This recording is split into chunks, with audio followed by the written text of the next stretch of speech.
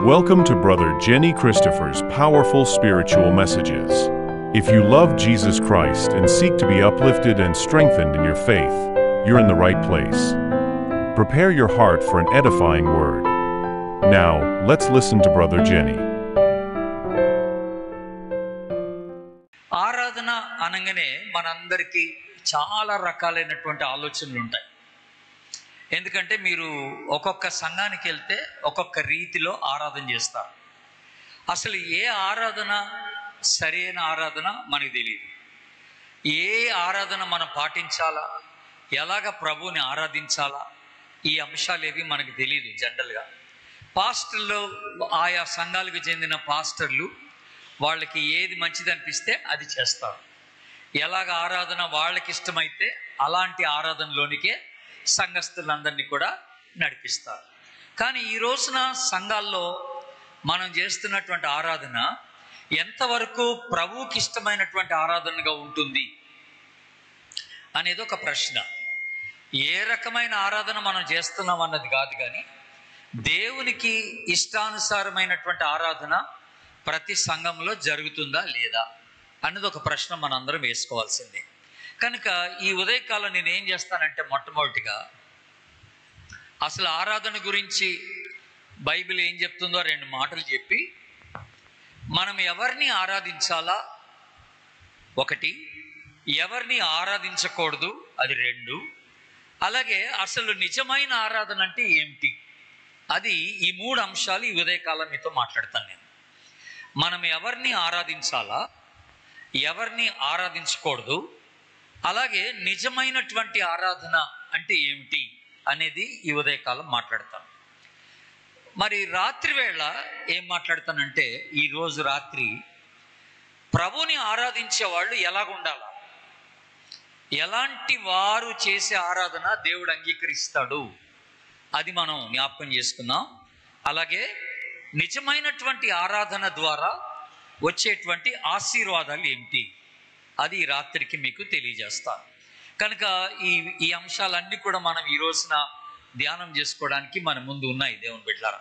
కనుక ఆరాధన అని అన్నప్పుడు దాని యొక్క హెబ్రీ భాషలో దాని అర్థం ఏంటంటే వంగుట అని అర్థం అన్నమాట. మనం ఎవరం చేయం ఆ పని కదా. వాస్తవంగా అయితే ఆరాధన చేసేటప్పుడు ఎవరు వంగుతారు, ఎవరు వంగరు కదా. మనందరం నిలబడే ఆరాధన చేస్తాం.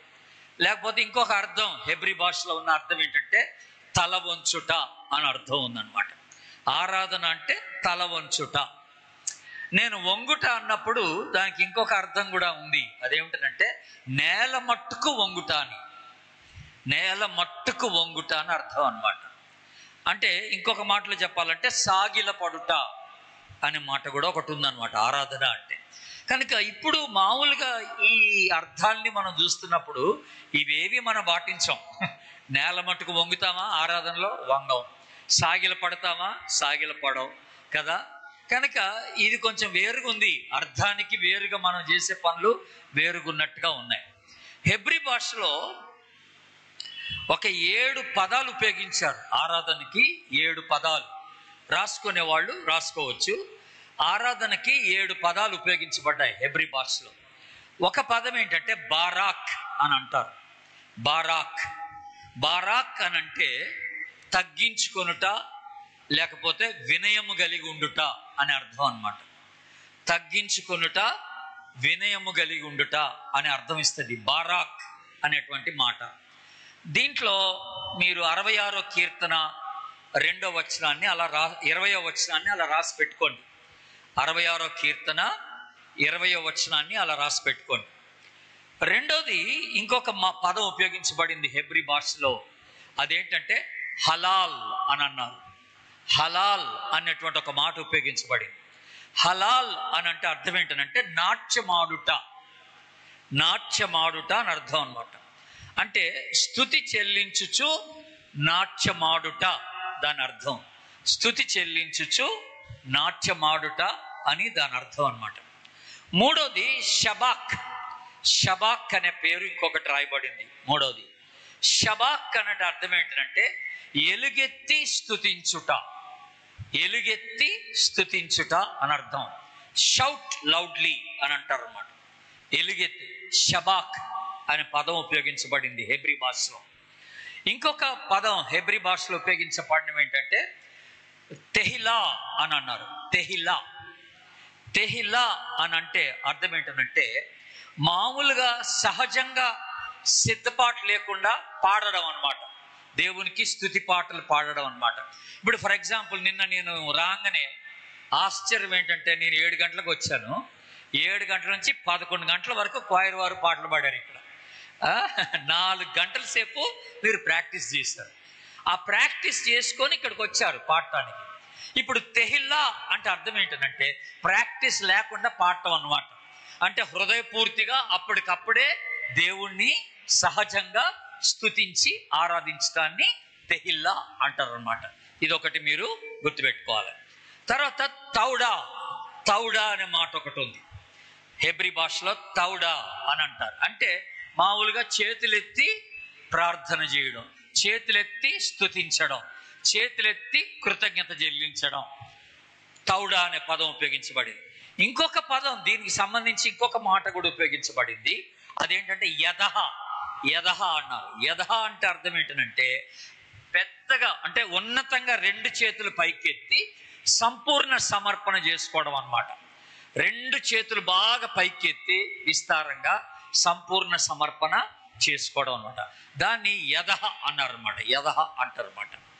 ఇంకొక చివరి పదం, 7వ పదం అదేంటంటే జమార్ అన్నటువంటి మాట ఉపయోగించబడింది. అంటే అర్థం ఏంటంటే వాయిద్యములను వాయించుకుంటూ ప్రభుని ఆరాధించుట, స్తుతించుట అనేది. కనుక ఇప్పుడు మనకు కూడా చక్కని వాయిద్యాలు ఇక్కడ వాయిస్తున్నారు. కనుక ఆ ఆరాధనలో వాయిద్యాలు వాయించడం అనేది కూడా ఒకటి ఉన్నది. అప్పట్లో మనకు బాగా గమనిస్తే పాత నిబంధన కాలంలో సితారా, తంబుర, సితారా ఇవి బాగా ఉపయోగించారు. తంబుర, సితారా. ఇప్పుడు మనకి కీబోర్డ్ వచ్చింది, ప్యాడ్స్ వచ్చినాయి, కంజర్ వచ్చింది కదా, ఇవన్నీ ఇప్పుడు వచ్చినాయి మనకి వేరుగా. కనుక ఏ ఇన్స్ట్రుమెంట్ అయినా, ఏ వాయిద్యం అయినా మనము వాయించుకోవచ్చు, దాంట్లో తొందర ఏం లేదు. కనుక అది కూడా ఆరాధనలో ఒక భాగంగానే చెప్పబడింది అన్నమాట. కనుక ఈ రీతిగా ఒక 7 మాటలు ఆరాధన గురించి, హెబ్రీ భాషలో ఆరాధన గురించి చెప్పబడినటువంటి మాటల్ని మనం ఇప్పుడు చూస్తాం దేవుని బిడ్డల. అయితే ఇప్పుడు ప్రశ్న ఏంటంటే అసలు ఈ ఆరాధన ఎవరికి మనం చెల్లించవలసి ఉన్నది? ఈ ఆరాధన ఎవరు అసలు ఈ ఆరాధనకి యోగ్యులు అనే మాట మనం ఆలోచన చేస్తాం. ఎవరు యోగ్యులు అనగానే మీరు ఒకసారి నిర్గమాకాండం రండి. అందరూ నిర్గమాకాండం 20వ అధ్యాయాన్ని తీయండి దయచేసి. నిర్గమాకాండం 20వ అధ్యాయం, పేజ్ నెంబర్ 61, 3-4 వచనాలు. 3-4 వచనాలు. చూడండి, కింద ఉంది, నేను తప్ప వేరొక దేవుడు నీకు ఉండకూడదు. పైన ఆకాశం అందే గాని, క్రింద భూమి అందేనే గాని, భూమి క్రింద నీళ్ళ అందే గాని ఉండు దేని రూపమునైనను విగ్రహమునైనను నీవు చేసి కొనకూడదు, వాటికి సాగిల పడకూడదు, వాటిని పూజింపకూడదు. ఇక్కడ చాలా చక్కని మాట. నేను తప్ప వేరొక దేవుడు నీకు ఉండకూడదు. తర్వాత ఏ రూపమునైనను నువ్వు చేసుకొని వాటికి నువ్వు పూజింపకూడదు. పూజింపకూడదు అంటే ఆరాధింపకూడదు అని అర్థం. పూజించొద్దు అంటే ఇతర దేవతలను, విగ్రహాలను ఆరాధించడానికి లేదు. నేనే మీ దేవుడైన యెహోవాను, నన్ను మాత్రమే మీరు ఆరాధించాలి అనే మాట ఉంది. ఇంకొకటి, తిమోతి పత్రికకు రండి. ఇంకొక చక్కని మాట మీకు జ్ఞాపకం చేస్తాను. తిమోతి పత్రిక, మొదటి పత్రిక 6వ అధ్యాయం, క్రొత్త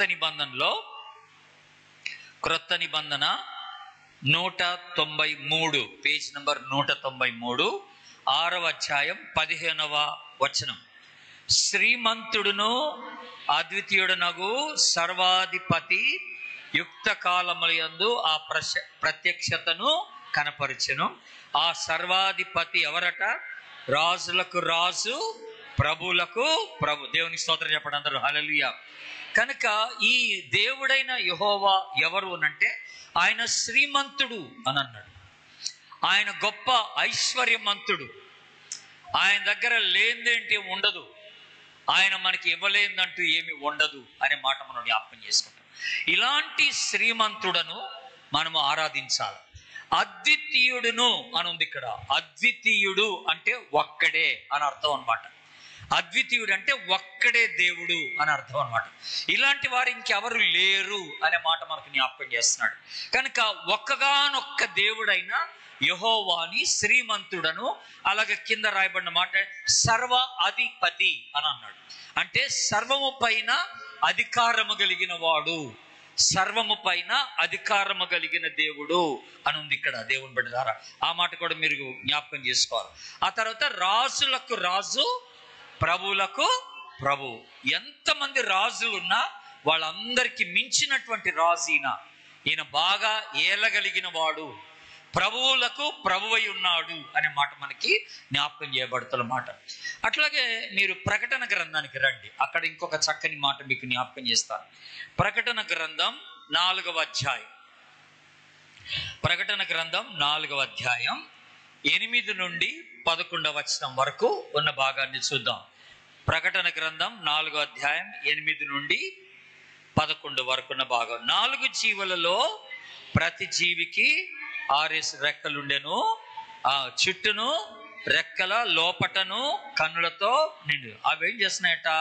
ఇప్పుడు గమనించండి. భూత వర్తమాన భవిష్యత్ కాలములో ఉండు సర్వాధికారి అయిన దేవుడు.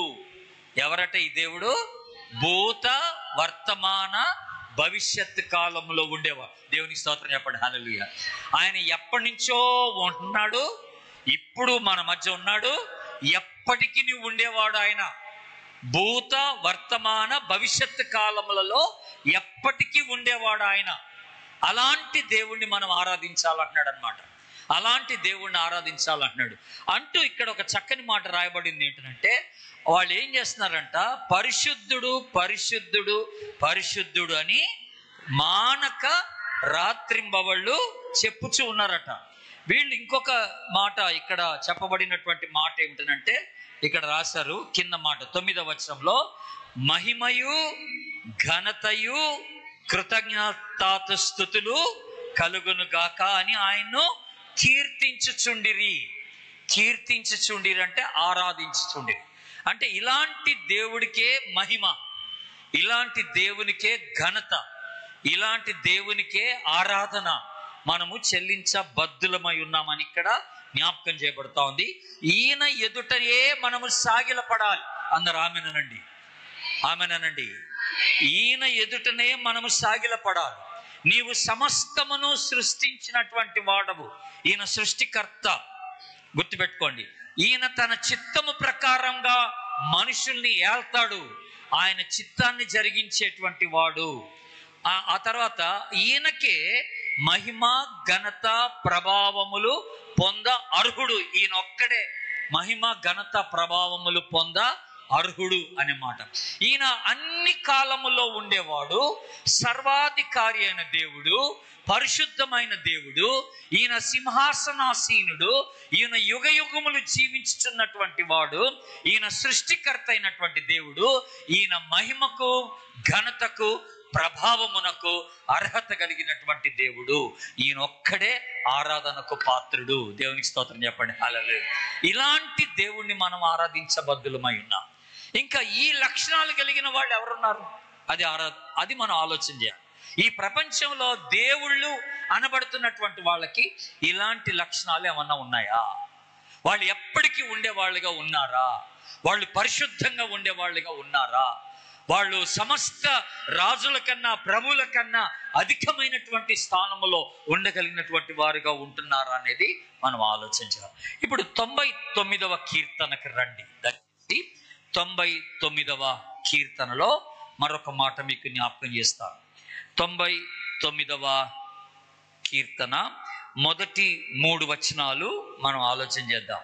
99వ కీర్తన మొదటి 3 వచనాలు. యెహోవా రాజ్యము చేయుచున్నాడు, జనములు వణుకును, కెరూబుల మీద ఆసీనుడై ఉన్నాడు, భూమి కదులును, సియోన్లో యెహోవా మహోన్నతుడై ఉన్నాడు, జనములన్నిటిపైన ఆయన హెచ్చి ఉన్నాడు, భయంకరమైన ఆయన నామము గొప్పదని వారు స్తుతిస్తున్నారు. యెహోవా పరిశుద్ధుడు. ఎంత చక్కని మాటలండి! ఎన్ని ఉన్నతమైనటువంటి లక్షణాలు ఈ దేవుని గురించి చెప్పబడింది. ఈయన రాజ్యము చేయువాడు, ఈయన రాజ్యము చేయువాడు అన్నాడు. అందుకని మనం ప్రార్థన చేసేటప్పుడు ఒక ప్రార్థన చేయమన్నాడు, ప్రభు నీ రాజ్యము వచ్చును గాక అన్నాడు. అంటే అర్థం ఏంటి? దేవుని పరలోకం దిగి రావడం కాదు. రాజ్యం వచ్చును గాక అంటే పరలోకం దిగి రావడం కాదు అక్కడ.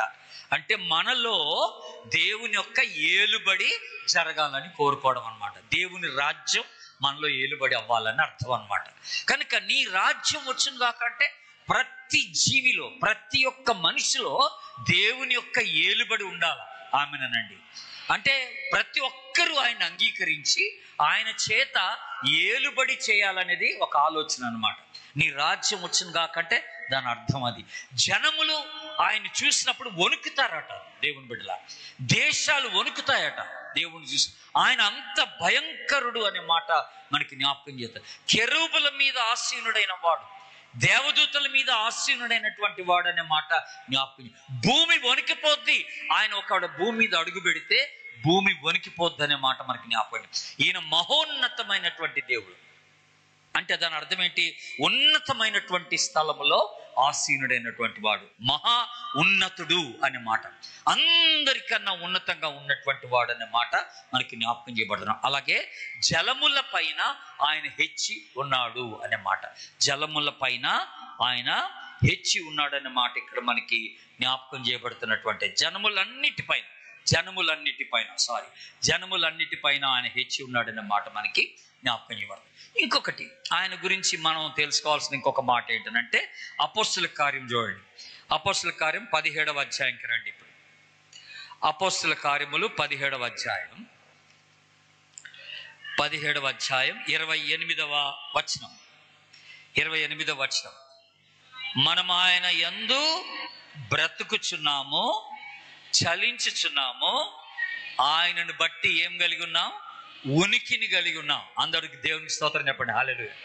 ఏంటంటే ఆయన్ని బట్టే బ్రతుకుతున్నాం, ఆయన్ని బట్టే కదులుతున్నాం, ఆయన్ని బట్టే ఉనికిని కలిగి ఉన్నాం. మన జీవితానికి కారణభూతుడు ఆయనే, మనం జీవించడానికి కారణం ఆయనే. దేవునికి స్తోత్రం. హల్లెలూయా. కనుక ఆయన లేకపోతే మనకి జీవం లేదు, ఆయన లేకపోతే మనకి బ్రతుకు లేదు అనే మాట మనం జ్ఞాపకం చేసుకుంటున్నాం. ఇది మనకి ఆయన ఇచ్చినటువంటి జీవం ప్రసాదం. ఇది గొప్ప బహుమానంగా మనం భావించవలసినటువంటి వారమై ఉన్నామని నేను మీకు జ్ఞాపకం చేస్తాను. తర్వాత ఇంకొక చక్కని మాట, ద్వితీయోపదేశ కాండం తీయండి దయచేసి. ద్వితీయోపదేశ కాండం 10వ అధ్యాయం. ఈ దేవుని గురించి ఇంకొక చక్కని మాట మనం జ్ఞాపకం చేస్తున్నాం. ఎవరిని మనం ఆరాధించాలంటే ఇగో ఈ లక్షణాలన్నీ, ఇప్పుడు మనం చెప్పుకుంటున్న లక్షణాలన్నీ కలిగిన దేవుడే నిజంగా ఆరాధనకు యోగ్యుడు. ఆయన ఒక్కడే ఆరాధింపదగిన వాడు అనే మాట మనం జ్ఞాపకం చేసుకుంటున్నాం. పాత నిబంధనలో 155 పేజ్ నంబర్ 155 ద్వితీయోపదేశ కాండం 10వ అధ్యాయం 21వ వచనం. ఆయనే నీకు కీర్తనీయుడు. ఆ తర్వాత నీవు కన్నులారా చూచుచుండగా భీకరమైన ఆ గొప్ప కార్యములను నీ కొరకు చేసిన నీ దేవుడు ఆయనే. దేవునికి స్తోత్రం చెప్పండి. హల్లెలూయా. భీకరణీయుడు అంటే కీర్తనీయుడు, గొప్ప కార్యములు చేయువాడు అనే మాట. కీర్తనీయుడు అని అంటే ఆయన ఒక్కడే ఆరాధనకు పాత్రుడు అని అర్థం అనమాట. ఆయన ఒక్కడే ఆరాధనకు పాత్రుడు అని అర్థం అనమాట. అలాగే ఆయన గొప్ప కార్యములు చేయువాడు అనే మాట ఇక్కడ జ్ఞాపకం చేయబడినటువంటి మాట. ఇంకొకటి కూడా మనం చూసుకొని మిగతా విషయంలోకి వెళ్దాం.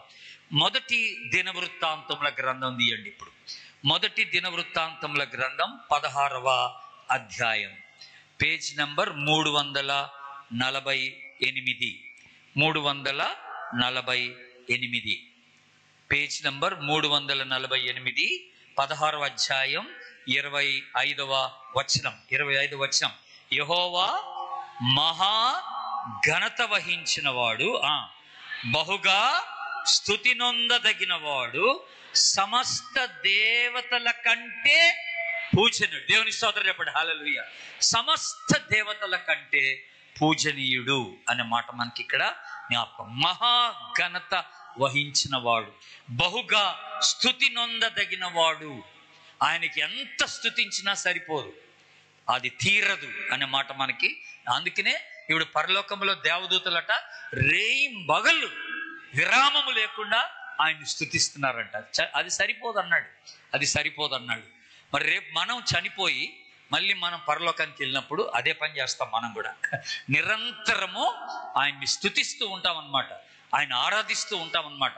ఆయన ఎదుట సాగిలి పడిపోవటమే జరుగుతుంది అన్నమాట. ఆయన మన రక్షకుడు, ఆయన మన విమోచకుడు, ఆయన నిత్యము ఉండువాడు, ఆయన ఒక్కడే మహనీయుడు, ఆయన ఒక్కడే ఆరాధనకు పాత్రుడు అనే మాట మనకి ఇక్కడ జ్ఞాపకం చేయబడుతున్నటువంటి మాట. ఇట్టి దేవుణ్ణి మనం ఆరాధించాలి. ఇక ఈయన కాకుండా ఏ ఇతరులు ఎవరైనా కూడా దేవుళ్ళు అనబడిన వాళ్ళు లేరు. అసలు ఇన్ని అర్హతలు కలిగిన వాళ్ళు ఎవరు లేరు. ఇంకోటి గుర్తుపెట్టుకోండి దేవుని బిడ్డలారా, మనుషులు ఎవరు దేవుళ్ళు గారు. గుర్తుపెట్టుకోవాలి మీరు, ఇది కూడా ఉంది. ఈ లక్షణాలు ఏ మనుషులో ఉండవు. ఇప్పుడు రెండవదిగా ఇంకొక విషయాన్ని మీకు గుర్తు చేస్తాను. అదేంటంటే మనము ఎవరిని ఆరాధించకూడదో బైబిల్ చెప్తా ఉంది. అది కూడా ఉంది బైబిల్ చెప్పే మాట. మనం ఎవరిని ఆరాధించకూడదో బైబిల్ చెప్తా ఉంది. మీరు ప్రకటన గ్రంథానికి రండి దయచేసి. ప్రకటన గ్రంథం 19వ అధ్యాయానికి రండి. ప్రకటన గ్రంథం 19వ అధ్యాయం 19వ అధ్యాయం 10వ వచనాన్ని చూద్దాం. 10వ వచనం. అందుకు నేను, ఆగండి అందరు నా వైపు చూడండి. నేను అంటే ఎవరు? ఇక్కడ ఉంది కదా, అందుకు నేను అని ఉంది కదా, అంటే ఎవరు? ఇప్పుడు ఈ ప్రకటన గ్రంథం ఎవరు రాశారు? యోహాను రాశాడు. ఇప్పుడు యోహానే రాస్తున్నాడు, అందుకు నేను అన్నాడు. అంటే ఎవరు ఇక్కడ? యోహానే. ఇప్పుడు యోహాను ఏం చేశాడంట? అతనికి నమస్కారము చేయుటకై అతని పాదములు ఎదుట సాగిల పడగా. నేను ఇందాక ఒక మాట అన్నాను, సాగిల పడుట అంటే అర్థం ఏంటి? ఆరాధించడమే. సాగిల పడుట అంటే అర్థం ఏంటి? ఆరాధించడమే. ఇప్పుడు యోహాను ఎవరి దగ్గర సాగిల పడుతున్నాడంటే దేవదూత ఎదుట సాగిల పడుతున్నాడు. ఎవరి దగ్గర? దేవదూత ఎదుట సాగిల పడుతున్నాడు. అంటే దేవదూతను ఆరాధిస్తున్నాడు అనమాట. ఆరాధించడానికి ప్రయత్నం చేస్తున్నాడు దేవదూతని. అప్పుడు ఈ దేవదూత ఏమని సెలవిచ్చాడో చూడండి. ఇక్కడ ఏమని చెప్తున్నాడు దేవదూత? వద్దు సుమి, నేను నీతోనూ యేసును గూర్చిన సాక్ష్యము చెప్పు నీ సహోదరులతోనూ సహదాసుడను దేవునికే నమస్కారం చేయము. దేవునికి స్తోత్రం చెప్పండి. హల్లెలూయా. ఇప్పుడు దేవదూతే డైరెక్ట్గా చెప్తున్నాడు ఇక్కడ ఏమని? నువ్వు నన్ను ఆరాధించకూడదు రబ్బాయి అని. నేను కాదు ఆరాధనకు పాత్రుడను, మనందరికీ మించిన ప్రభు ఒకడున్నాడు, ఆయన్ని మాత్రమే మనం ఆరాధించాలి. అందరూ ఆమెనండి. దేవదూతలకి ఉన్న గొప్ప ఆధిక్యత ఏంటో తెలుసండి? దేవదూతలకి మరణం లేదు. దేవదూతలు పరిశుద్ధులు. దేవదూతలు ఎప్పుడు దేవుని సన్నిధిలోనే ఉంటారు, అంతే కదా. అలాంటప్పుడు పరిశుద్ధంగా ఉన్న దేవదూతలే, మరణము లేని దేవదూతలే నన్ను ఆరాధించొద్దు అంటున్నారు వాళ్ళు. అంటే ఇంకా అది ఎంత గొప్ప సంగతి ఆలోచన చేయండి. అలాంటప్పుడు మనం ఏ దేవదూతకు కూడా సాగిలు పట్టడానికి లేదు. అది మనం ఆలోచన చేయాల్సిన విషయం. ఇప్పుడు మీరు 22వ అధ్యాయం చూడండి. ఇప్పుడు మళ్ళీ 22వ అధ్యాయం ప్రకటన గ్రంథం 22వ అధ్యాయం 8-9 వచనాలు. 8-9 వచనాలు. యోహానను నేను ఈ సంగతులు వినిన వాడను చూచిన వాడను. నేను విని చూచినప్పుడు వాటిని నాకు చూపుచున్న దూత పాదములు ఎదుట నమస్కారము చేయుటకు మనోడికి అసలు బుద్ధి రాలేదు. మనోడికి బుద్ధి రాలేదు కదా. 19వ అధ్యాయంలోనే ఆల్రెడీ దేవదూత ఏమన్నాడు? నా ఎదుట నువ్వు సాగిలపడొద్దు అన్నాడు. మళ్ళీ ఇప్పుడు 22వ అధ్యాయంకి వచ్చే లోపల మళ్ళీ అదే పని చేస్తున్నాడు. ఇక్కడ యోహానను నేను నాకు చూపించిన దేవదూత ఎదుట నేను నమస్కారము చేయడానికి సాగిలపడగా. అంటే ఏం చేయడానికి సాగిలపడ్డాడు? ఆరాధించడానికి. నమస్కారం అంటే ఇక్కడ ఆరాధన. అప్పుడు మళ్ళీ ఆ దేవదూత ఏమన్నాడు? 9వ వచనం. వద్దు సుమి, నేను నీతోనూ ప్రవక్తలైన నీ సహోదరులతోనూ ఈ గ్రంథమందు వాక్యములను గైకొను వారితోనూ సహదాసుడను దేవునికే నమస్కారం. అందరికి దేవుని స్తోత్రం చెప్పండి, హల్లెలూయా. ఎవరికి నమస్కారం చేయాలట? దేవునికే నమస్కారం చేయాలి. ఇక్కడ ఇంకొక మాట దేవదూత మనకి జ్ఞాపకం చేస్తున్న మాట ఏంటంటే, నీతోనూ ప్రవక్తలైన నీ సహోదరులతోనూ నేను సహదాసుడని అన్నాడు. నేను ప్రవక్తలతో సమానమైన వాడని అన్నట్టుగా చెప్తున్నాడు దేవదూత. కనుక ఈ మాటకు వస్తే దేవదూతలకి ఆరాధన చేయొద్దు, ప్రవక్తలు కూడా మనం ఆరాధన చేయొద్దు. ప్రవక్తలు కూడా మనం ఆరాధన చేయడానికి లేదు ఇక్కడ. అది కూడా మనం ఒకటి ఇక్కడ గుర్తుపెట్టుకోవాల్సినటువంటి మాట మీకు దేవుని బిడ్డలారా. సో మనం ఆరాధనకి యోగ్యుడు ఎవరో చూసాం, ఆయనకున్న లక్షణాలు ఏంటో చూసాం, ఆయన ఎలాంటి వాడో, ఎంతటి ఔన్నత్యము కలిగిన దేవుడో ఆ దేవుని యొక్క లక్షణాలన్నీ మనం ఇందాక చూసాం. అలాంటి దేవుడు ఒక్కడే ఆరాధనకు పాత్రుడు అనే మాట మనం జ్ఞాపకం చేసుకున్నాం. ఇప్పుడు ఇక్కడ ఎవరికి ఆరాధన చేయొద్దు అని అంటే, డైరెక్ట్గా దేవదూతలే చెప్తున్న మాట ఏంటంటే, నువ్వు మమ్మల్ని ఆరాధించొద్దురా అంటున్నారు దేవదూతలే. నువ్వు మాకు మొక్కద్దురా అంటున్నారు, మా ఎదుట సాగిల పడొద్దురా బాబు అని దేవదూతలే చెప్తున్నట్టుగా ఉంది.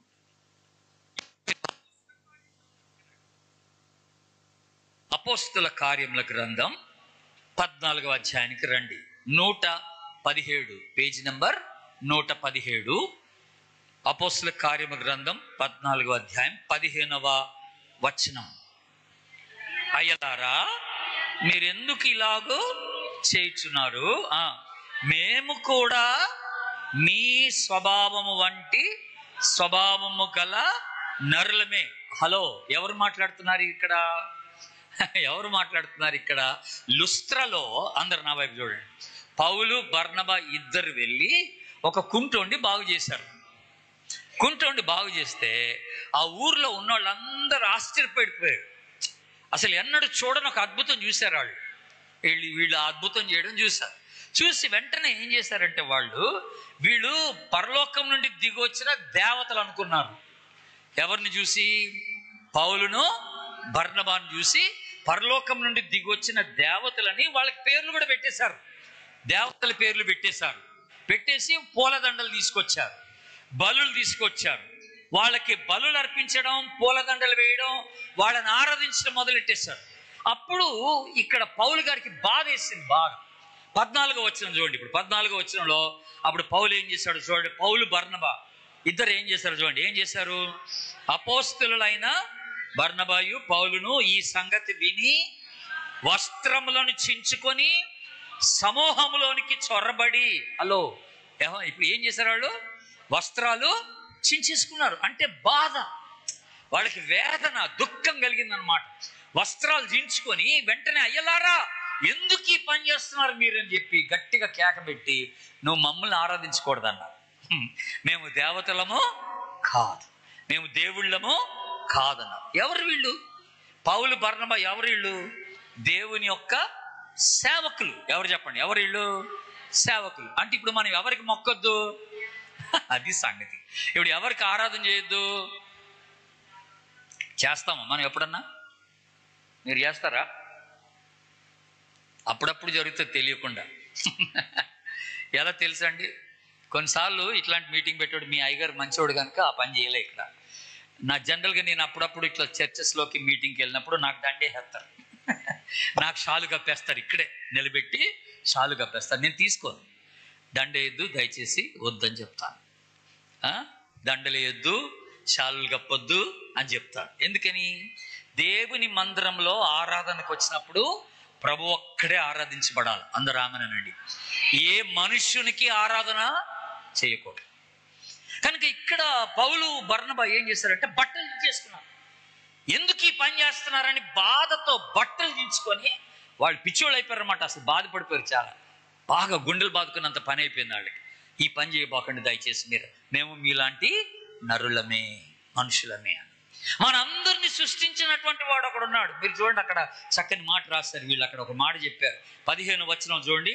ఈ వ్యర్థమైన వాటిని విడిచిపెట్టి ఆకాశమును, భూమిని, సముద్రములు, వాటిలో ఉండు సమస్తమును సృజించిన జీవము గల దేవుని వైపు తిరగండి. దేవుని స్తోత్రం చెప్పండి, హల్లెలూయా. ఆయన్ని మాత్రమే ఆరాధించండి అని అన్నారు అన్నమాట. కనుక దేవుని బిడ్డలారా గుర్తుపెట్టుకోండి, మనము దైవజనులను కూడా ఆరాధించొద్దు, దైవజనులకు మొక్కద్దు. నేను కొంతకాలం క్రితం చూశాను.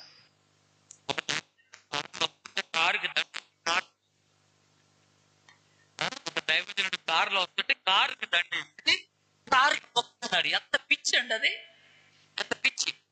ఈ రోజు కొంతమంది దైవజనులు అదే ఆశిస్తున్నారు. మాకు మొక్కాలి, మాకు దండలు వేయాలి, మాకు షాళ్ళు కప్పాలా, మా కాళ్ళ మీద పడిపోవాలా అని అనుకుంటున్నారు వాళ్ళు. నువ్వు ఎప్పుడైతే దేవుని స్థానాన్ని ఒక దైవజనుడు తీసుకుంటాడో అది శాపం. ఎవడు దేవుని స్థానాన్ని తీసుకోలేడు. ఏ దైవజనుడు దేవుని స్థానాన్ని తీసుకోలేడు. గుర్తుపెట్టుకోండి. ఇంకొక బహు భయంకరమైన విషయం ఏంటో చెప్పండి. కొన్ని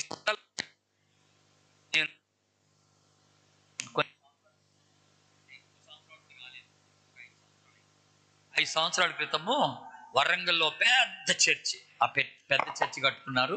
ఆ చర్చిలో వాక్యం చెప్పడానికి క్రిస్మస్ రోజున పిలిచారు నన్ను. క్రిస్మస్ రోజున వాక్యం చెప్పడానికి పిలిస్తే వెళ్ళి వాక్యం చెప్తా ఉన్నాను. ఒక 10 నిమిషాలు అయింది. ఇంత లోపల ఒక రాజకీయ నాయకుడు వచ్చాడు చర్చిలోకి. ఆయన పరివారంతో వచ్చాడు. 10 మందిని వేసుకుని వచ్చాడు. ఆయన రాగానే వెంటనే సంఘ పెద్దలందరూ లేచారు. ఆయన్ని రిసీవ్ చేసుకోవడానికి లేచారు. నేను ప్రసంగం చేస్తున్నప్పుడు పాస్టర్ గారు నా దగ్గరికి వచ్చి ఏమన్నాడు తెలుసా అండి? అయ్యగారు ఒక 5 నిమిషాలు కూర్చుంటారా అన్నాడు నన్ను. ఎప్పుడు? వాక్యం చెప్తుండగా. నేను వాక్యం చెప్తుండగా నా దగ్గరకు వచ్చి ఏమన్నాడు? ఒక 5 నిమిషాలు కూర్చోండి అన్నాడు. నేను షాక్ అయిపోయాను, ఆశ్చర్యపడిపోయాను. ఇప్పుడు నేను వాక్యం చెప్తున్నానంటే మన అందరితో ఎవరు మాట్లాడుతున్నట్లు లెక్క? దేవుడు మాట్లాడుతున్నాడు. దేవుని స్తోత్రం, హల్లెలూయా. దేవుడు మాట్లాడుతున్నాడు అంటే ఇప్పుడు ఆయన ఎవరిని ఆగమన్నాడు? దేవుడిని ఆగమన్నాడు అనమాట. దేవుడిని ఆగమని నన్ను కూర్చోమంటే దేవుడిని ఆగమన్నట్టేగా, మాట్లాడుతున్నట్టేగా. ఆ రాజకీయ నాయకుడిని పైకి పిలిచి ఆయన గురించి గొప్ప చెప్పడం, దండలేయటం, ప్రతి కమిటీ మెంబర్ వచ్చి ఒక షాలు కప్పడం ఇదే జరుగుతాం. నా గుండె పగిలిపోయింది. వెంటనే నేను ఏం చేశానంటే బైబిల్ తీసుకొని చర్చిలో నుంచి బయటికి వెళ్ళిపోయి ఆటో బిల్స్ చేశాను. వెళ్ళిపోదామని, ఊరికి వెళ్ళిపోయా. ఆ చర్చిలో లేను, రోడ్డు మీదకి వెళ్ళిపోయాం. అప్పుడు సంఘ పెద్దలు చూసి ఒక 4-5 పెద్దలు పరిగెత్తుకుని నా దగ్గరికి వచ్చారు. వచ్చి సార్ క్షమించండి సార్, ప్లీజ్ రండి సార్, ఇంకోసారి ఇట్లా జరగదు సార్ అంటే నేను రానన్నా. ఎక్కడ దేవుని మహిమపరచరో అక్కడ నేను ఉండలేనన్నా. తుచ్చమైన ఒక రాజకీయ నాయకుడిని తీసుకొచ్చి మీరు గణపరుస్తున్నారు. దేవుడు మాట్లాడుతుండగా మీరు మాట్లాడొద్దని ఆఫ్ చేశారు. ఏంటి అసలు ఇది? మీకు మర్యాద లేదా? మీకు భయం లేదా? దేవుడు అంటే భయం లేదా?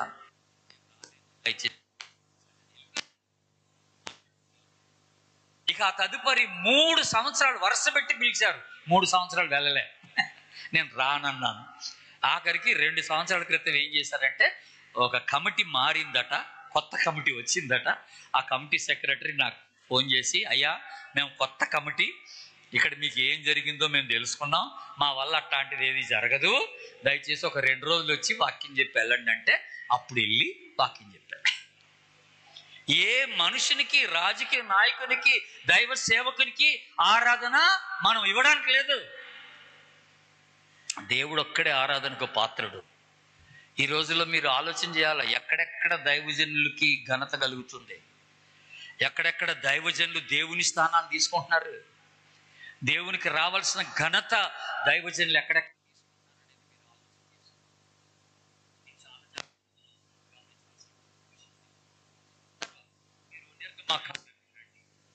ఇందాక మనం ఒక మాట చూసాం నిర్గమకాండంలో 20వ అధ్యాయం, నిర్గమకాండం 20వ అధ్యాయం 3 నుండి 6, 4 దాకా ఏం చూసాం? ఆకాశమందు గాని, భూమి అందే గాని, నీళ్ల అందే గాని, నీళ్ల కింద ఏ రూపమునైనను విగ్రహమునైనను నీవు చేసుకొని వాటికి సాగిలపడకూడదు. వేటికి ఆరాధన చేయొద్దు? విగ్రహాలు. చెప్పండి, వేటికి ఆరాధన చేయొద్దు? విగ్రహాలు. చాలా చాలా సూటిగా దేవుడు ఇశ్రాయేలుకి ఈ మాట చెప్పాడు, మీరు విగ్రహాలని, దేవతల్ని ఆరాధించబాకండి అన్నాడు. వాళ్ళు ఏం చేస్తారో తెలుసా అండి? విచారకరంగా 2వ రాజుల గ్రంథం తీయండి ఒకసారి. రెండవ రాజుల గ్రంథం 17వ అధ్యాయం, పేజ్ నంబర్ 324. పేజ్ నంబర్ 324, 38వ వచనం చూడండి ఒకసారి. 38వ వచనం. నేను మీతో చేసిన నిబంధనను మరువకయు ఇతర దేవతలను పూజింపకయు ఉండవలను. ఇది సూటైన ఒక ఆజ్ఞ, దేవుడు ఇశ్రాయేలుకి ఇచ్చినటువంటి ఒక ఆజ్ఞ. ఎవరిని పూజించొద్దన్నాడు? ఇతర దేవతలు. అందరు చెప్పండి, ఎవరిని? ఇతర దేవతల్ని పూజించారు. అప్పుడు వీళ్ళు ఏం చేశారు? 41వ వచనం చూడండి. 41వ వచనం. వీళ్ళు ఏం చేశారు? ఆ ప్రజలు అలాగున యెహోవా యందు భయభక్తులు గలవారైనను తాము పెట్టుకొనిన విగ్రహములను పూజించుచు వచ్చింది. అంటే ఇప్పుడు వీళ్ళు ఏం చేశారు చెప్పాలి? ఏం చేశారు? యెహోవా యందు భయభక్తులు గలవారైనను ఓ పక్క, ఇంకో పక్క ఏం చేశారు? తాము పెట్టుకొనిన విగ్రహములను పూజించుచు వచ్చింది. ఎంత విచారం అంటే, ఆదివారాల్లో ఏమో ప్రభుని ఆరాధిస్తున్నారు, మిగతా దినాల్లో విగ్రహాలని ఆరాధిస్తున్నారు. వాళ్ళు చేసుకున్నటువంటి దేవతలకి ఆరాధన చేస్తారు. ఎంత భయంకరమైన మాట అంటే, దేవుడు విగ్రహాలు సమానం వాళ్ళ దృష్టిలో. దేవుడు దేవతలు సమానం వాళ్ళ దృష్టిలో. నన్ను ఎవరికి మీరు సాటి చేయుదురు, ఎవరితో నన్ను పోల్చుదురు అన్నాడు ప్రభు. నన్ను ఎవరితో మీరు పోల్చగలరు? నేను పరిశుద్ధుడను, నేను ఎప్పటి నుంచో ఉన్నవాడను, ఎప్పటికీ ఉండేవాడను, మరణం లేనివాడను, నిత్యుడనైన నన్ను మీరు ఎవరితో పోలుస్తారు నన్నని ప్రభు చాలా సూటిగా మాట్లాడుతున్నట్టుగా ఉంది దేవుడు ఇట్లా. కనుక మనం ఏ దేవుళ్ళు దేవతలు దేవునికి సమానమైన వారు ఎవరు లేరు. నీతో సమం ఎవరు అనే పాట పాడతాం కదా. నీతో సమయం ఎవరు ప్రభు? ఎవరు లేరు. ఆయనకి సమానమైనటువంటి వారు ఎవరు లేరు అనే మాట. ఇప్పుడు ద్వితీయోపదేశ కాండం చూడండి దయచేసి. ద్వితీయోపదేశ కాండం 4వ అధ్యాయం, 4వ అధ్యాయంకి రండి. ద్వితీయోపదేశ కాండం 4వ అధ్యాయం 16 నుండి 19 వరకు. 16 నుండి 19 వరకు ఉన్న భాగం 149. మీరు చెడిపోయి భూమి మీద ఏ జంతువు ప్రతిమనైనను, ఆకాశమందు ఎగురు రెక్కలు గల ఏ పక్షి ప్రతిమనైనను, నేల మీద ప్రాకు ఏ పురుగు ప్రతిమనైనను, భూమి కింద నీళ్ల యందలి ఏ చేప ప్రతిమనైనను, ఆడు ప్రతిమనైనను, మగ ప్రతిమనైనను గాని ఏ స్వరూపము కలిగిన విగ్రహమును మీ కొరకు చేసుకొనకూడదు. ఆ తర్వాత 19వ వచనం. సూర్య చంద్ర నక్షత్రములైన ఆకాశ సైన్యమును చూచి మరలు కొల్పబడి నీ దేవుడైన యెహోవా సర్వాకాశము క్రిందనున్న సమస్త ప్రజల కొరకు పంచిపెట్టిన వాటికి నమస్కరించి వాటిని పూజింపకుండునట్లు బహుగా జాగ్రత్త పడుడి. ఎవరికి పూజ చేయొద్దన్నాడు? జంతువుల్ని కానీ, పక్షుల్ని కానీ, జీవరాశుల్ని కానీ, చేపల్ని కానీ, పాముల్ని కానీ, ఆవుల్ని కానీ. ఇప్పుడు క్రైస్తవ వేతరులు కొంతమంది దేన్ని పూజిస్తారు? పాముల్ని పూజిస్తారు, ఆవుల్ని పూజిస్తారు కదా. ఇట పూజించే వాళ్ళు ఉన్నారు. సృష్టిని పూజించే వాళ్ళు ఉన్నారు. సూర్యుడిని, చంద్రుణ్ణి, నక్షత్రాలని సూర్యదేవత అంటారు, సూర్యదేవుడు అని అంటారు, చంద్రదేవత అంటారు. ఇట పూజించే వాళ్ళు ఉన్నారు. కనుక దేవుడు చాలా క్లియర్గా అప్పుడే చెప్పేశాడు బైబిల్లో, సృష్టింపబడిన దేనిని కూడా మీరు పూజించొద్దు అన్నాడు. సృష్టింపబడిన దేన్ని మీరు పూజించొద్దు అన్నాడు. మీరు రోమా పత్రిక చూస్తే 1వ అధ్యాయంలో వాళ్ళు ఏం చేశారంట? సృష్టికర్తకు బదులుగా సృష్టమును వాళ్ళు ఆరాధించారంట. రోమా 1:18. సృష్టికర్తకు బదులుగా సృష్టమును వాళ్ళు ఆరాధించారంట. అంటే ఏదైతే సృష్టింపబడిందో దాన్ని ఆరాధించారు, కానీ సృష్టింపబడిన సృష్టికర్త అయిన దేవుణ్ణి వాళ్ళు ఆరాధించలేదట. దేవుని బిడ్డారా, అది ఎంత విచారకరమైనటువంటి మాట. కనుక ఇప్పుడు మనం ఏమేమి చూసామంటే, చాలా చూసాం. దేన్ని ఆరాధించకూడదు అని అంటే ఇప్పుడు ఏమేమి చూసాం మనం? మొట్టమొదటిగా ఎవరిని ఆరాధించకూడదు అన్నాం? దేవదూతల్ని ఆరాధించకూడదు. రెండోది ఎవరిని? సేవకుల్ని ఆరాధించకూడదు. అక్కడే ఇంకొక మాట కూడా ఉంది, ప్రవక్తల్ని ఆరాధించుకోడు. అక్కడ ఇంకో మాట ఉంది, రాజకీయ నాయకుల్ని ఆరాధించుకోడు, మనుషుల్ని ఆరాధించుకోడు. ఇవన్నీ చూసాం మనం అక్కడ. తర్వాత ఇంకొకటి ఏం చూసాం అక్కడ, విగ్రహాలని ఆరాధించుకోడు, దేవతల్ని ఆరాధించుకోడు. ఆ తర్వాత మరి ఈ సృష్టి యావత్తు, సృష్టిలో ఉన్న దేన్నైనా కూడా మనము ఆరాధించకూడదని దేవుడు బహుసూటిగా మనకి జ్ఞాపకం చేసినటువంటి మాట. ఇప్పుడు అసలు విషయానికి వస్తాం. నిజమైనటువంటి ఆరాధన ఏంటి అది మనం ఆలోచన చేస్తాం. నిజమైన ఆరాధన ఏమిటి? ట్రూ వర్షిప్ అనే మాట, వాట్ ఈస్ ట్రూ వర్షిప్ అనే మాట మనం ఆలోచన చేస్తాం. నిజమైన ఆరాధన ఏమిటనంటే, మీరు ఒకసారి రోమిలకు రాసిన పత్రికకు రండి, 12వ అధ్యాయానికి రండి. రోమిలకు రాసిన పత్రిక 12వ అధ్యాయం, 12వ అధ్యాయం మొదటి వచనాన్ని జాగ్రత్తగా చదవండి. నేను అప్పుడు దాన్ని మీకు వివరిస్తాను. మొదటి వచనం అందరం కలిసి చదువుదాం. మొదటి వచనం ఏంటది? కాబట్టి సహోదరులారా, పరిశుద్ధమును దేవునికి అనుకూలమునైన సజీవ యాగంగా మీ శరీరములను ఆయనకు సమర్పించుకొనుడని దేవుని వాత్సల్యమును బట్టి మిమ్మల్ని బతిమాలు కొనుచున్నాను. ఇట్టి సేవ మీకు యుక్తమైనది. అయితే విచారం ఏంటంటే, తెలుగు బైబిల్లో మీరు ఒక విషయాన్ని గమనించాలి. ఇట్టి సేవ అని రాసింది కదండి, అది సేవ కాదు. గ్రీక్ బైబిల్లో ఏమనుందంటే ఇట్టి ఆరాధన అని ఉందన్నమాట. ఇంగ్లీష్ బైబిల్లో కూడా అలాగే ఉంటుంది, ఇట్టి ఆరాధన. This is the acceptable worship అని అంటారు. This is the acceptable worship. ఇది అంగీకృతమైన ఆరాధన. ఏమిటి అంగీకృతమైనటువంటి ఆరాధన అనంటే, సజీవ యాగంగా మీ శరీరములను ఆయనకు సమర్పించుకొని చేసే ఆరాధన అన్నారు. ఆమెనండి. కనుక దేవుణ్ణి ఆరాధించేటప్పుడు ఎలా ఆరాధించాలంట? సజీవ యాగంగా మనల్ని మనం దేవునికి సమర్పించుకోవాలట. మామూలుగా పాత నిబంధనలో యాజకులు బలి అర్పణ చేసేటప్పుడు వాళ్ళు ఏమి బలి ఇస్తారంటే, జంతువులు బలిస్తారు. జంతువులను తీసుకొచ్చి, పశువుని తీసుకొచ్చి, వాటి చర్మం ఒలిచి, వాటి భాగాల్ని వేరు చేసి బలిపీఠం మీద పెట్టి బలిస్తే కాల్చేస్తారన్నమాట. ఇది బలి అర్పణ, ఇది బలి అర్పణ. కానీ ఇప్పుడు పౌలు గారు ఏమన్నాడంటే, సజీవ యాగంగా మీ శరీరాల్ని ఆయనకి సమర్పించుకోండి. అలాగా సమర్పించుకొని చేసే ఆరాధన ఇది యుక్తమైన ఆరాధన అన్నాడు. అందరు ఆమెనండి. అలాగా సమర్పించుకొని చేసే ఆరాధన యుక్తమైన ఆరాధన. అంటే ఇప్పుడు నేను బ్రతికుండగానే నా శరీరాన్ని సమర్పించుకోవాలంట. బ్రతికుండగానే, చచ్చిపోయిన చంపుకోవడం కాదు ఇక్కడ, బ్రతికుండగానే నా శరీరాన్ని సజీవ యాగం అంటారు దీన్ని. చంపి, యాగం అంటేనేమో చంపేయడం, యాగం అయిపోవడం అంటే ఏంటి? చచ్చిపోవడం. కానీ ఇక్కడ మనం చావం.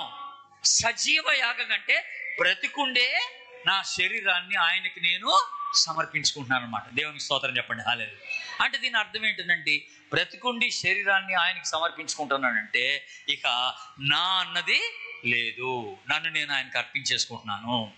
నా శరీర కోరికలు లేవు, సంపూర్తిగా నేను ప్రభుకి అప్పగించుకుంటున్నాను.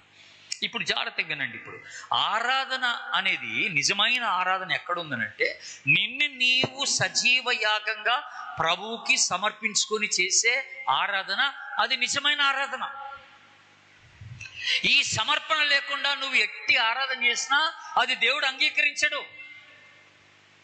సజీవ యాగంగా అంటే నన్ను నేను ఆయనకి సమర్పించేసుకున్నా, ఇక నా అన్నది లేదు ప్రభా, నన్ను నేను యేసుక్రీస్తు అనే బలిపీఠం మీద పెట్టుకుంటున్నాను, పరిశుద్ధాత్మ అగ్ని చేత నన్ను నేను కాల్చి వేసుకుంటున్నానని చెప్తాం అన్నమాట. నన్ను నేను సమర్పించుకుంటున్నాను, నా అన్నది లేదు ప్రభు, అంత నీదే అన్నట్టు. ఆమెనండి, అంత నీదే. నా ఆలోచన లేదు, నా చిత్తం లేదు, నా ఉద్దేశం లేదు, నా ఇష్టం లేదు ప్రభువా, అంత నీదే అని ఆయనకి సంపూర్తిగా సమర్పించుకొని చేసేటువంటి ఆరాధన, అది నిజమైన ఆరాధన అన్నాడు. ఆరాధన అంటే క్రమం కాదు అక్కడ. వాడు కొన్ని సంఘాల్లో క్రమం పాటిస్తారు. మనందరం లేచి నిలబడి అని చదువుతారు, ఆరాధన చదువుతారు. ఇది క్రమం కాదు. ఆరాధన అంటే పద్ధతి కాదు, గుర్తుపెట్టుకోవాల్సింది. ఆరాధన అంటే మ్యూజిక్ కాదు. ఇక్కడ వాయిద్యాలు వాయిస్తే ఆరాధన అని కాదు. అక్కడ ఆరాధన అనేది మొట్టమొదటిగా మనల్ని మనమే దేవునికి సమర్పించుకోవడం ఆరాధన. ఆమె నన్ను అందరూ ఒకసారి. కనుక ఇక్కడ ఇప్పుడు మీరు క్వైర్ వారందరూ ముందుకు వచ్చి ఆరాధనలు నడిపిస్తున్నాం అంటే మీరందరూ ప్రభువుకి అలా సమర్పించుకొని ఉండాలన్నమాట. అలాగే ఆరాధనకు వచ్చేవాళ్ళు కూడా తాము ప్రభువుకి సమర్పించుకొని రావాలన్నమాట. అలాగా సజీవ యాగంగా వారి జీవితాన్ని ప్రభువుకి సమర్పించుకొని రావాలని ప్రభువు మాట్లాడుతున్నాడు. ఇది గుర్తుపెట్టుకోవాలి. ఇది నిజమైన ఆరాధన అని ప్రభువుని జ్ఞాపకం చేస్తుంది. రెండోది నిజమైన ఆరాధన ఏమిటంటే ఈ 12వ అధ్యాయంలోనే ఉంది. చూడండి ఇప్పుడు ఏమనుంది ఇక్కడ, 2వ వచనం చూడండి. 2వ వచనం ఏమనుంది ఇక్కడ, లోక మర్యాదను అనుసరింపక ఉత్తమమును అనుకూలమును సంపూర్ణమునై ఉన్న దేవుని చిత్తమేదో పరీక్షించి తెలుసుకున్నట్లు మనస్సు మారి, ఆగండి, ఏం మారాలా? మనస్సు మారి చేసే ఆరాధన. అసలైన ఆరాధన ఏంటంటే మనస్సు మార్చుకొని చేసే ఆరాధన, మార్పుతో చేసే ఆరాధన. True worship is in the transformation అన్నాడు అన్నమాట. నిజమైన ఆరాధన ఎక్కడుందంటే మార్పులోనే ఉంది. నీ బుద్ధి మారకుండా, నీ మనస్సు మారకుండా నువ్వు ప్రభుని ఎంత స్తుతించి ఆరాధించినా అది ఆయనకు అంగీకృతమైన ఆరాధనగా ఉండదు. ఆదివారాలు వస్తాం, చక్కగా చప్పట్లు కొట్టి ప్రభుని ఆరాధిస్తాం, ఇంటికి వెళ్ళి మన బుద్ధి అంతా బయట పెట్టేస్తాం. మన వైఖరి వేరుగా ఉంటుంది. నీ కోడల మీద అరిచేస్తావు, నీ అత్త మీద అరిచేస్తావు, మీ భర్త మీద అరిచేస్తావు, భార్య మీద అరిచేస్తావు, నీ పిల్లల్ని తిట్టేస్తావు ఇష్టం వచ్చినట్టుగా. నిజమైన ఆరాధన ఎక్కడ? బుద్ధి మారాలన్నాడు. నీ మనస్సు మార్చుకొని చేసే ఆరాధన. ఆరాధన అంటే బట్టలు మార్చుకోవడం కాదు. నేను కొన్ని సంఘాల్లోకి వెళ్తే అందరు తెల్ల బట్టలతోనే ఉంటారు. నాకే భయం వేసిపోవాలి. నేను ఒక్కడనే రంగు బట్టలతో ఉంటాను. అందరు తెల్ల బట్టలు వేసుకొని వచ్చి ఉంటారు. వాళ్ళ ఉద్దేశం ఏంటంటే మేమందరం తెల్ల బట్టలు వేసుకుంటే మేము పరిశుద్ధులు అనుకుంటారు అనమాట. ఇలాగ తెల్ల బట్టలు వేసుకొని చేసే ఆరాధన దేవునికి ఇష్టమైన ఆరాధన అని వాళ్ళు అనుకుంటారు అన్నమాట. కాదు, బైబిల్లో ఎక్కడ దేవుడు తెల్ల బట్టలు వేసుకొని రండి అని అనలే. అర్థమైందా? బైబిల్లో కోరేది ఏంటంటే నీ మనసు మార్చుకొని ఆరాధన చేయరా అన్నాడు. ఆమె నన్ను అందరూ ఒకసారి. నువ్వు ఎంత తెల్ల బట్టలు వేసుకున్నా, దగ్గ మెరిసే తెల్ల బట్టలు వేసుకున్నా, నీ బుద్ధి మారకపోతే, మనసు మారకపోతే, లోపట చెడ్డ స్వభావం నువ్వు కలిగి ఉంటే ఆ ఆరాధన దేవునికి యుక్తమైన ఆరాధన కాదు. హృదయ శుద్ధి, అందరూ ఆమె అన్నాడు. హృదయ శుద్ధి కలిగి ఆరాధించడం. ఎందుకు హృదయ శుద్ధి కలిగి ఆరాధన చేయాలా? ఎందుకు నా మనసు మారాలా? ఇప్పుడు హృదయం ఎక్కడుంది? నీ మనసు ఎక్కడుంది? ఎక్కడుందమ్మా? మనసు అంటే ఏం చూపిస్తావు? ఇదా ఇదా ఇదా ఎక్కడ చూపిస్తావు మనసు అంటే? మనసు అంటే, హృదయం అంటే ఏంటంటే మన ఆలోచనలు అన్నమాట, మన వైఖరి అన్నమాట, మన ప్రవర్తన అన్నమాట. ఇవన్నీ దాంట్లో ఇమిడి ఉంటాయి. అర్థమైందా? మీరు ఒకసారి మార్క్స్ వార్త తీయండి. మార్క్స్ వార్త 7వ అధ్యాయం. మార్క్స్ వార్త 7వ అధ్యాయం. మార్క్స్ వార్త 7వ అధ్యాయం 21, 22 వచనాలు. 21, 22 వచనాలు. లోపల నుండి అనగా మనుషుల హృదయంలో నుండి ఏమొస్తాయట? దురాలోచనలు, జారత్వము, దొంగతనము, నరహత్య, వ్యభిచారం, లోభం, చెడుతనం, కృత్రిమం, కామ వికారం, మత్సరం, అహంకారం. ఇప్పుడు అన్నీ ఎక్కడి నుంచి వస్తున్నాయి? హృదయం. ఇప్పుడు హృదయ శుద్ధి అంటే ఏం కావాలా? ఇవన్నీ పోవాలి. మత్సరం పోవాలి, గర్వం పోవాలి, అహంకారం అని ఉంది కదా, గర్వం పోవాలి, లోభం పోవాలి, దొంగతనం పోవాలి, జారత్వం పోవాలి, నీ బుద్ధి మారాలన్నాడు. ఈ బుద్ధి మార్చుకొని చేసే ఆరాధన ఇది దేవునికి ఇష్టమైన ఆరాధన. ఇది నిజమైన ఆరాధన. నీవు సంపూర్ణంగా దేవునికి సమర్పించుకొని, నిన్ను నీవే దేవునికి సమర్పించుకొని, నాదంటే ఏం లేదు ప్రభా, నన్ను నేను నీ సన్నిధిలో నన్ను నేను సమర్పించుకుంటున్నానని చెప్పి, నా మనసు మార్చుకుంటున్నానని చెప్పి నువ్వు చేసే ఆరాధన అది దేవునికి ఇష్టమైన ఆరాధన. ఇప్పుడు ఈ ఉదయకాలం ఒక ప్రశ్న, అలాగా మనసు మార్చుకొని ఇక్కడికి వచ్చిన వాళ్ళు ఎవరైనా ఉన్నారని అడుగుతుంది. ఉంటే ధన్యులే. మేము ప్రాక్టీస్ చేసాం కనుక మేము రావాల్సిందే అనుకొని వచ్చాం అనుకో, కుదరదు. మాకు పాటలు తెలుసు కనుక మేము వచ్చి పాడతామంటే కుదరదు. అర్థం, మాకు ఆరాధన తెలుసండి అంటే కుదరదు. దేవుడు చూసేది ఏంటి? నీ పాట కాదు, నీ వస్త్రాలు కాదు. ఏం చూస్తాడంట? హృదయాన్ని చూస్తాడంట, నీ బుద్ధి, నీ మనస్సు. ఇది మారాలంట. ఇది మార్చుకొని వస్తే అది నిజమైనటువంటి ఆరాధన అని ప్రభు మనకి జ్ఞాపకం చేస్తాడు. మనందరికి బాగా కంటతో వచ్చిన ఒక మాట, ఆయన ఆ దేవుడు ఆత్మ గనుక చెప్పండి, ఆయన ఆరాధించేవారు ఆత్మతోనూ సత్యముతోనూ ఆరాధించు. ఇప్పుడు ఆరాధన, నిజమైన ఆరాధన ఏంటి? ఆత్మతో చేసే ఆరాధన, సత్యమైన హృదయంతో చేసే ఆరాధన. నిజమైన ఆరాధన అంటే దేవుని ఆత్మను కలిగి చేయడం, పరిశుద్ధాత్మ ద్వారా ప్రేరేపించబడి ఆరాధించడం. ఏదో ఊపొచ్చి కాదు, అక్కడ మ్యూజిక్ ద్వారా ఊపు కలిగి ఆరాధించడం కాదు. గబ గబ గబ గబ పాట గబ గబ గబ పాడితే అందరూ ఊగిపోవటం కాదు ఆరాధన అంటే. అది కాదు ఆరాధన. ఇదేంటంటే బాహ్యమైన ఒక క్రియను బట్టి నీలో వచ్చే మార్పు కాదు అది. ఇది ఎక్కడి నుంచి రావాలట? ఆత్మ ద్వారా రావాలన్నాడు. పరిశుద్ధాత్ముడు నిన్ను ప్రేరేపించాలి. పరిశుద్ధాత్ముడు ప్రభు ఎవరో నీకు తెలియజేయాలా. పరిశుద్ధాత్ముడు నీలో ఆ భావన కలిగించాలా. ఆయన ఆరాధించాలనే భావన, ఆయన ఎదుట సాగిల పడాలనే భావన. నేను కొన్ని చర్చెస్లోకి వెళ్ళి ఆరాధనలో నేను పాటలు పాడుతూ ఉండగా, అందరూ పాటలు పాడుతూ ఉండగా నేను గమనిస్తాను, అందరూ కూర్చొని ఉంటారు పాటలు పాడుతుండగా. సడన్గా నేను కొన్ని చర్చెస్లో ఏం గమనిస్తానంటే అక్కడక్కడ కొంతమంది లేచి చేతులు ఎత్తేస్తారు. అక్కడక్కడ నిలబడి లేచి చేతులు ఎత్తేసి పాడుతూ ఉంటారు. ఏంటది? ఎవరు చెప్పారు లెమ్మని?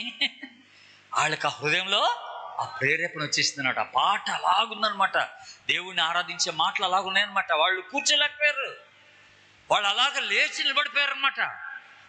మరి అలాగే కొన్ని సందర్భాల్లో ఏంటంటే సాగిల పడిపోతారు కొంతమంది.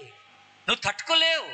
అది ఆత్మ ద్వారా జరిగే కార్యం అనమాట, పరిశుద్ధాత్మ ద్వారా జరిగే కార్యం అనమాట. కనుక ఆత్మ ద్వారా నువ్వు ప్రేరేపించబడి చేయాలి. ఎమోషనల్గా కాదు, భావోద్రేకంతో కాదు, మ్యూజిక్ ఉద్రేకంతో కాదు. కొన్ని సంఘాల్లో డబ్బ మ్యూజిక్ కొడితే అందరూ ఎగిరి గంతులేస్తుంటారు. ఈ కరెంటు పోయిందనుకో అందరిలో కరెంటు పోద్ది. ఇదేంటి ఆరాధన? ఇది ఎక్కడ ఆరాధన? కరెంటు పోతే నువ్వు ఆగిపోతావా? ఎట్లా ఆగిపోతావు? పాట పాడటం ఆఫ్ చేస్తే, మ్యూజిక్ ఆఫ్ చేస్తే నువ్వు ఆగిపోతావా? అది ఆరాధన ఎలాగొద్ది? నీ హృదయంలో నుండి తన్నుకొని రావాలా. పరిశుద్ధాత్ముడు నిన్ను ప్రేరేపించగా ఈ ఆత్మ దేవునితో అనుసంధానం అవ్వాలా. ఆమెనండి, దేవునితో అనుసంధానం కావాలా. ఆత్మ ద్వారా ఆరాధించడం అంటే అది దేవుని బిడ్డ గుర్తుపెట్టుకోవాలి. కనుక ఇది నిజమైనటువంటి ఆరాధన అని ప్రభు అంటున్నాడు. తర్వాత ఇంకొకటి మనం గుర్తుపెట్టుకోవాలి. మీకు ఒక ప్రశ్న వేస్తాను, నాకు జవాబు చెప్పండి. ఇప్పుడు ప్రార్థన అంటే ఏంటి?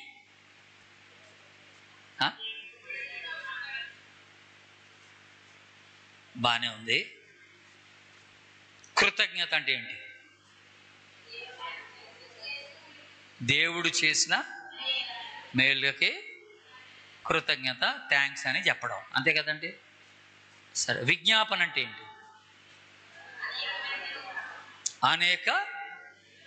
అనేక అంశాల కొరకు, అనేక వ్యక్తుల కొరకు ప్రార్థన చేయడం విజ్ఞాపన. ప్రార్థన అంటేనేమో నీ వ్యక్తిగత అవసరాల కొరకు చేసుకునేది ప్రార్థన. గుర్తుపెట్టుకోండి, ఇప్పుడు మీ వ్యక్తిగత అవసరాల కొరకు చేసుకునేది ప్రార్థన. ఓకే, అందరి అవసరాల కొరకు చేసేది, అన్ని పరిస్థితుల కొరకు చేసేది విజ్ఞాపన. అలాగే మన పట్ల దేవుడు చేసిన కార్యాలకు కృతజ్ఞత అనేది ఒకటి ఉంటుంది, అది కృతజ్ఞత చెల్లించడం. మరి ఇప్పుడు ఆరాధన అంటే ఏంటి అది చెప్పండి. ఇప్పుడు ఆరాధన అంటే ఏంటి? ఇప్పుడు ఇది ఇంకొక మాట ఉంది బైబిల్, ఆరాధన ఉంది కదా. ఆరాధన అంటే ఏంటి? ఎగ్జాక్ట్లీ, దేవుడు ఏమై ఉన్నాడో దాన్ని బట్టి ఆయన్ని ఘనపరచడం. దేవునికి స్తోత్రం చెప్పండి, హల్లెలూయా. ఆయన లక్షణాలని బట్టి, ఆయన గుణ లక్షణాలని బట్టి ఆయన్ని ఘనపరచడం. దేవుడు ఏమై ఉన్నాడో దాన్ని బట్టి, దేవా నువ్వు పరిశుద్ధుడవు, దేవా నువ్వు నీతిమంతుడు, దేవా నువ్వు సర్వాధికారివి, నువ్వు అల్ఫయు, నువ్వు ఒమేగా, నువ్వు సింహాసనాసీనుడవు, నువ్వు మరణం లేనివాడి, పాపం లేనివాడివి, నువ్వు సూచక్రియలు అద్భుతాలు చేయి దేవుడవు, నువ్వు మహోన్నతుడు నాయన, నువ్వు సర్వశక్తి కలిగిన దేవుడవు ప్రభా, నువ్వు అన్ని ఎరిగిన వాడవు ప్రభా. ఇలాగ దేవుని గుణ లక్షణాలని మనం ఎత్తిపడుతూ చేసేటువంటి ప్రార్థన, ఆ స్తుతి, అది ఆరాధన అంటారు అనమాట. దేవునికి స్తోత్రం చెప్పండి. హల్లెలూయా. కనుక చాలాసార్లు మనం ఏం చేస్తామంటే ప్రభువుని ఆరాధించండి అని అంటే మనం ఏం చేస్తామంటే కృతజ్ఞత చెల్లిస్తాం. చాలాసార్లు గుర్తుపెట్టుకోండి, ప్రభువుని ఆరాధించండి అంటే ఏం చేస్తాం? కృతజ్ఞత చెల్లిస్తాం. అంటే ఆయన నా పట్ల చేసిన కార్యాలకి దేవానికి స్తోత్రం అంటాం. అది ఆరాధన కాదు, అది కృతజ్ఞతే, అది కృతజ్ఞతే.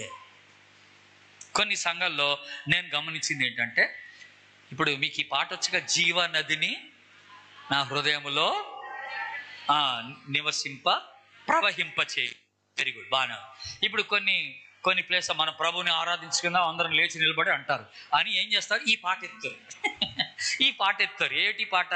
జీవనదిని నా హృదయములో ఎందుకు ఈ పాట పాడతామంటే ఇది స్లోగా అలాగే నడుస్తుంది కదా ఈ పాట. ఇది ఆరాధన అనుకుంటాం అనమాట. అందరు చేతి పైకెత్తి ఇలా ఊపెత్తుంటారు అనమాట ఈ పాట పాడటం. ఏంటంటే ఇది స్లోగా నడుస్తుంది. ఈ టెంపో స్లోగా ఉంటుంది కదా, పాట స్లోగా వెళ్తుంటుంది కదా, ఇది ఆరాధన అని మనం అనుకున్నాం. బట్ ఈ మాటలు ఏంటి? దీంట్లో ఉన్న మాటలు ఏంటి అసలు? జీవనదిని నా హృదయంలో ప్రవహింప చేయుమయా అంటున్నాం. ఏం అడుగుతున్నావు? దేవుణ్ణి అడుగుతున్నావు. అంటే ఇది ఏంటిది? ప్రార్థన. ఇది ఆరాధన కాదు. ఇదేంటిది? ప్రార్థన. ఇది దాంట్లో వచనాలు చెప్పండి, ఒక వచనం చెప్పండి ఏదైనా. ఎండిన ఎముకలన్నీ జీవింపజేయుమయా. ఇది ఏంటిది? అడుగుతున్నావు. ఎండిన ఎముకల్ని జీవింపజేయుమయా అని అడుగుతున్నావు. అంటే ఏంటది? ప్రార్థన. ఇది ఆరాధన కాదు. కనుక ఆరాధన కొరకు ఎంపిక చేసుకునే పాటలు కొన్ని ఉంటాయి. మా మ్యూజిషియన్స్ గుర్తుపెట్టుకోండి, క్వైర్ డైరెక్టర్స్ గుర్తుపెట్టుకోండి. అర్థమైందా? ఇప్పుడు ఫర్ ఎగ్జాంపుల్, ఆశ్చర్యకరుడా స్తోత్రం, ఆలోచనకర్త స్తోత్రం, బలమైన దేవా నిత్యుడవగు తండ్రి, సమాధాన అధిపతి స్తోత్రం. ఇప్పుడు ఎట్లా ఉంది ఇదంతా? ఎంత చక్కగా ఉంది. ఇవన్నీ ఎవరి గురించి మనం మాట్లాడింది? ఇప్పుడు దేవుని యొక్క గుణ లక్షణాలను ఎత్తిపడుతున్నావు అనమాట. దేవుని గుణ లక్షణం, నువ్వు ఇలాంటి వాడవని చెప్తున్నావు అనమాట. ఇది ఆరాధన. అనేక పర్యాయములు మనం పొరపడేది ఎక్కడంటే, ఆరాధనకు ప్రార్థనకు వ్యత్యాసం తెలియక పొరపడిపోతూ ఉంటాం అనమాట. ఇదే ఆరాధన కాబోలని మనం అనుకుంటూ ఉంటాం అనమాట. కనుక కొన్ని పాటలు ఉంటాయి అచ్చంగా అది ప్రభు యొక్క గుణ లక్షణాలని ఎత్తిపట్టే పాటలు కొన్ని ఉంటాయి. అవి ఆరాధనలో ఉపయోగించుకోవాలి. మామూలు సమయంలో ఏ పాటన పాడుకోండి, తొందర ఏం లేదు. మామూలు సమయాల్లో ఏ పాటన పాడుకోండి.